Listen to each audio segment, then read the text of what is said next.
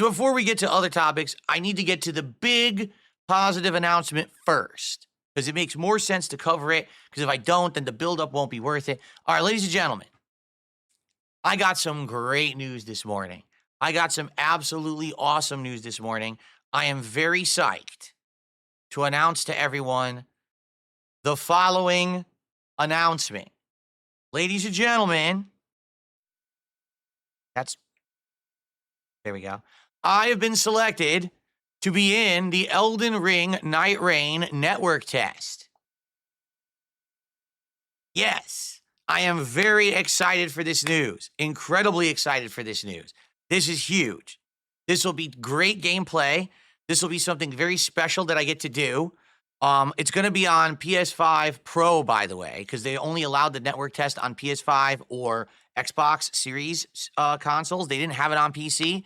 So I signed up like 4 or 5 times via various emails to increase my chances, and I got contacted on one of the emails. So if I hadn't entered multiple times, I probably wouldn't have gotten in. All right, so I'm glad that I did it that way. But yeah, I got this notification this morning. You've been chosen to participate in the network test. It says that they're going to be sending out the codes to download the client on February 11th. Okay. Now, what are the details of the network test? Well, here they are. Here's how they're going to take, first of all, what's available. The network test is a preliminary verification test in which the selected testers play a portion of the game prior to the full game's launch. Various technical verifications of online systems will be examined by conducting large-scale network load tests, okay? So it's not the full game. It's going to be a limited portion of whatever the final game is going to be, and they're really testing it to see how it holds up online. It could be buggy as hell. It could drop people from the servers constantly, right? What is the schedule? Well, the schedule is interesting, all right? But just to tell you, I'm definitely not going to be doing some of these time slots. Here's what I'm thinking. First of all, February 14th, 3 a.m. to 6 a.m. There are going to be a ton of people who are up at 3 a.m. to do this. I will not be one of them because I have a life, all right? I'm not going to be doing the 3 a.m. to 6 a.m. Pacific time. However, it looks like the second slot, 7 p.m. to 10 p.m., is perfect for my late night stream on February 14th. So I will be doing that as the late night stream on February 14th. It will be Elden Ring Nightreign, okay? Now, as you can see, the next day, 11 a.m. to 2 p.m. Pacific time, well, guess what? I think I will do that as well, and here's what we're going to do. That day, instead of doing a podcast, what we will do is I will begin playing Nightreign's beta first. I'll play it from 11 to 2, and then when the beta ends that day, I will then do the podcast after, because at that point, I will have played it the night stream the day before and that day stream that day, and I will do a first impressions after having played the Nightreign beta for about 6 hours to let you know what I think about it. Okay? Very cool. Now, no, I will not be playing it from 3 a.m. to 6 a.m. on session 4, but I will be playing 7 p.m. to 10 p.m. session 5.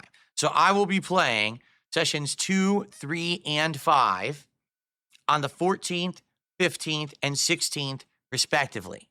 All right? So 3 days in a row, there'll be a session of Nightreign. And then after that, I'll give you my full thoughts. I'll probably do a whole special video about it, about what I thought about it, over the course of the time that I was playing it. Okay? So that's good stuff. I'm excited for that, obviously. I hope that you guys are too. That is pretty awesome that I got in, because a lot of people didn't, by the way. Some people did, a lot of people didn't, but I'm lucky that I got in. So, fingers crossed, it ends up being a smooth beta and we get a lot of information about the game and a lot of experience in it. Right now, all we know is that it's a roguelike, okay? It's basically 3 people co-op, or you could play it solo, all right? You got to survive over a course of, I think they said 3 day-to-night cycles, and during each day-to-night cycle, more creatures kind of show up, okay? Like, first you start fighting certain enemies, then a boss shows up on day 1, and then day 2 starts, different enemies, and then a boss on day 2, and apparently each one is building in difficulty, and it has both gameplay elements and bosses from all FromSoft stuff. Sometimes you could play like you're playing Sekiro. Other times you could play like it's Dark Souls. Other times you play like it's Elden Ring. The bosses are from all the games. Like they showed Centipede Demon, and then they showed Nameless King, right? So pretty awesome. And I'm very excited to try it out for sure. I hope that you guys are too.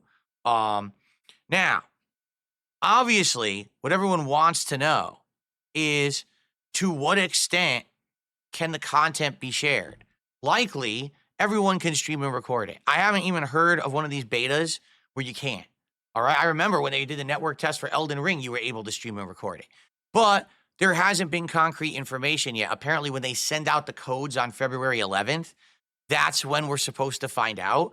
But I really don't think it's going to be a big deal. Like I said, people were doing all the network test stuff back in the day with the original Elden Ring. So I don't think it's going to be like, oh no, how dare you? Because let's be honest, people are going to do it anyway, right? It doesn't matter if they're allowed to. People are going to do it anyway. You know what I mean? So it's going to leak no matter what. So it would make absolutely no sense for them to try to have some kind of criteria and be like, oh no, you can't stream it. Dude, people are going to do it. They don't care.